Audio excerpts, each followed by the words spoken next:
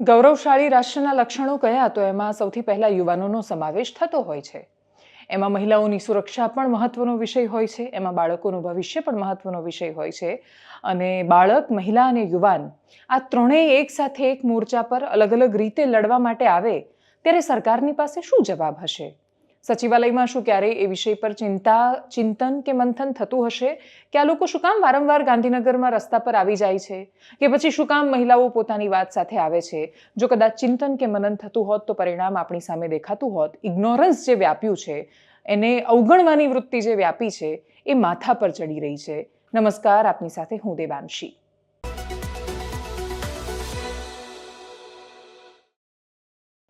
ગાંધીનગર ફરી એકવાર યુદ્ધનું મેદાન બન્યું. એ સમરાંગણમાં અલગ અલગ રીતે અલગ અલગ મુદ્દાઓ સાથે અલગ અલગ સમુદાયના માણસો આવ્યા.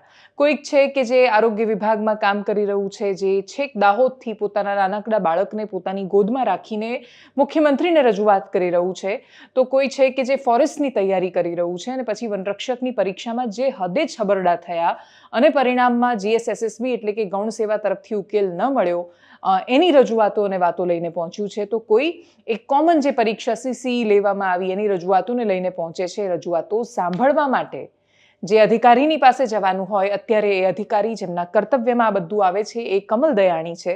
કમલ દયાણી મળી નથી રહ્યા. અનેક નેતાઓ, આગેવાનો જઈ રહ્યા છે, કહી રહ્યા છે કે એમને મળવા માટે તૈયાર નથી થતા. એ મુલાકાત પછી એનું ચોક્કસ પરિણામ શું આવશે એ ખબર નથી. એક હોય છે મોરલ, એક હોય છે લીગલ. લીગલમાં GSSSB જે કરી રહી છે એને ઘણા બધા અંશે પડકારી શકાય એમ નથી પરિણામોના સંદર્ભે. મોરલ વેલ્યુની જ્યારે વાત આવે ત્યારે એ સવાલ, નૈતિક માપદંડ બધા માટે બહુ જ અલગ અલગ હોય છે. એકની નૈતિકતા તમે બીજા પર થોપી નથી શકતા. એટલે એ કયા ધોરણ પર નિર્ણયો લેવામાં આવે છે બહુ જ મહત્વનું રહેવાનું છે. વનરક્ષક જેવી પરીક્ષાઓ, GSSBની કોઈ પણ પરીક્ષાઓ કે જે મોટાભાગે ખૂબ સામાન્ય ઘરના, સામાન્ય વર્ગના છોકરાઓ આપતા હોય છે, એમની અપેક્ષા એ નોકરી માત્ર સરકારી નોકરી કે પૈસા ખાવા એવું નથી હોતું. એક સ્થાયી નોકરીનો ભાવ છે કે નહીં, મારું ભવિષ્ય હવે સુધરી ગયું, કે હવે આખી જિંદગી મને પગાર મળવાનો છે. એ જે સ્થાયી ભાવ છે, તમે ગમે તેટલી વાત કરો, આટલું મોટું બુમિંગ IT સેક્ટર હોય, તમે ફેસબુક, ગૂગલ કે પછી એક્સ એટલે કે જે પહેલા ટ્વિટર હતું, આવી કંપનીમાં નોકરી કરતા હોય ને તોય અચાનક જે માલિક બદલાઈને એવું નક્કી કરે કે મારે આટલા સ્ટાફની જરૂર નથી, તમારો 5 લાખ, 10 લાખ, 5 કરોડ પગાર હોય અને આવતીકાલે તમે બેઘર હોઈ શકો છો, અથવા તમારી પાસે નોકરી ન હોય, બેરોજગાર હોઈ શકો છો. અને આપણને લાગે છે એટલી ઝડપે પ્રાઇવેટ નોકરી પેદા નથી થઈ રહી. આપણે જેટલું ધારીએ છીએ એટલું સરળ નથી રોજગારી મેળવવું. સ્કિલ્ડ એમ્પ્લોય નથી, અને જ્યારે કૌશલવાળા માણસો નથી ત્યારે કોનો વાંક કાઢશો તમે?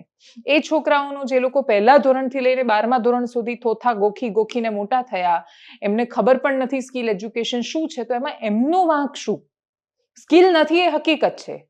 જેવા માણસો જોઈએ છે એવો રોજગાર નથી મળી રહ્યો. એટલે જેવી જરૂર છે એમ્પ્લોયની, કંપની પાસે સારા માણસો નથી કામ કરવા માટે, માણસો પાસે નોકરી નથી. આ બંનેની વચ્ચેની ગેપ પૂરવાની જે વાત છે એ આપણી સામે સૌથી મોટો પડકાર છે.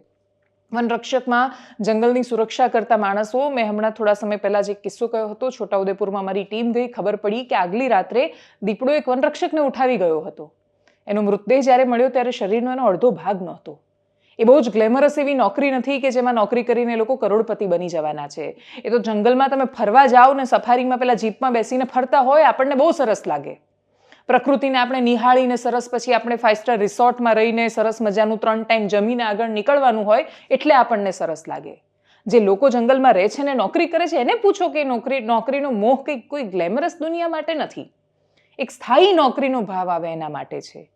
એમના માટે કે એમની નોકરી માટે ચિંતા કરીએ એનાથી પણ વિશેષ એ છે કે સરકારે જંગલ સાચવવાનું છે, સરકારે ક્લર્ક જોઈએ છે, એમને તલાટી જોઈએ છે, એમને બિન સચિવાલયમાં માણસો જોઈએ છે. એટલે કેટલા એવા માણસો છે કે જે સરકારી સિસ્ટમ ચલાવવા માટે આપણી જરૂરિયાત છે. ક્લાસ 3, 4 એ સરકારના હાથ પગ હોય છે. જો એના વગર નથી ચાલી શકતું, હાથ પગ વગર કેવી રીતે? તો એ તો લૂલી લંગડી થઈ જાય સરકાર, એવી રીતે તો ચાલી નથી શકાતું. એટલે એ સરકારની પણ જરૂરિયાત છે. પણ છતાં એ બંને બાજુથી બધું અટવાઈ રહ્યું છે. ના નોકરી મળી રહી છે, ના સરકારની જરૂરિયાત પૂરી થઈ રહી છે. મોટા ભાગે મતાંતર, અધિકારીની માન્યતાઓ, એને પડકારતી બાબતો એમને સારી રીતે કે શાંતિથી ગળે ઉતરે એના માટે જરૂરી હોય છે સંવાદ. હવે એ સંવાદ જ ન થાય, વાતચીત જ ન થાય તો આગળનો સવાલ આવતો નથી. અને એટલે જ આવી જ બધી સમસ્યાઓ સાથે ગાંધીનગર ફરી એકવાર યુદ્ધનું મેદાન બન્યું. જે પણ દ્રશ્યો સામે આવ્યા, જે લોકો ગયા, નેતાઓ ગયા, યુવરાજસિંહ ગયા તો એમની પણ અટકાયત કરી લેવામાં આવી. જે દ્રશ્યો સામે આવ્યા, કરીએ એના પર નજર.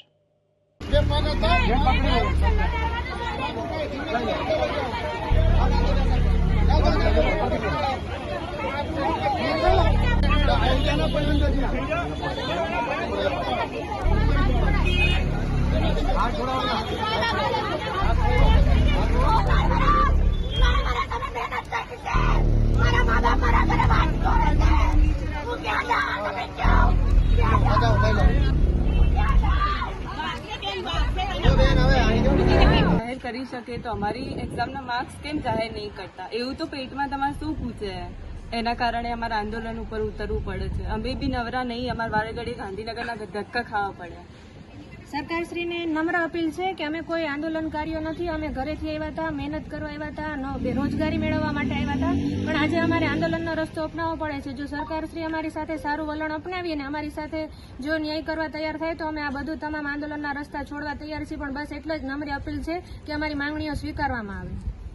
જીપીએસસી પેટર્ન મુજબ નહીં, પોતાના મનગઢ નિયમોને ધ્યાનમાં રાખી કમલ દયાણી સાહેબે જે આ રિઝલ્ટ બનાવ્યું છે એને લઈને અમે મળવા માટે જે કમલ દયાણી સાહેબને આવ્યા છીએ. કેમ કે કમલ દયાણી સાહેબ ફક્ત એ જીએડીના હેડ નથી, એ અમારા એટલે કે ગૌણ સેવા પસંદગી મંડળ બોર્ડના પણ અધ્યક્ષ છે. એ અધ્યક્ષની રૂહે અમે એને મળવા માટે આવ્યા છીએ. જ્યારે પણ અમારા વિદ્યાર્થીઓ અહીંયા મળવા માટે અહીંયા ઉપસ્થિત થાય છે કમલ દયાણી સાહેબ પાસે, ત્યારે એને મળવા દેવામાં નથી આવતા અને અમારી સાથે છેતરપિંડી કરવામાં આવી છે. કેમ કે જે નોટિફિકેશન છે એ નોટિફિકેશન પ્રમાણે એને જે પરિણામ જાહેર કરવું જોઈએ એ પરિણામ જાહેર નથી કર્યું. તેને કારણે આજે ઉમેદવારો એવું માની રહ્યા છે કે ભાઈ પોતાની સાથે ઠગાઈ થઈ છે. એટલે આ ઠગાઈનો ભોગ બનેલા ઉમેદવારો આવનાર દિવસોની અંદર એ પોલીસ સ્ટેશનમાં પણ ફરિયાદ નોંધાવવાના છે. કેમ કે આ પોલીસ સ્ટેશનમાં ફરિયાદ એટલા માટે નોંધાવવાની છે કારણ કે જાહેરાતની અંદર જે વસ્તુ લખવામાં આવી હતી એ વસ્તુનું ઇમ્પ્લિમેન્ટેશન કરવામાં આવેલું નથી. તેની સાથે સાથે જે વિકલાંગ કેટેગરી છે એટલે કે જેને ફિઝિકલ હેન્ડીકેપ કહીએ છીએ તેની અંદર પણ સબ કેટેગરી આવે છે. Group A, B, C, D, E એમ કરીને 5 કેટેગરી આવે છે.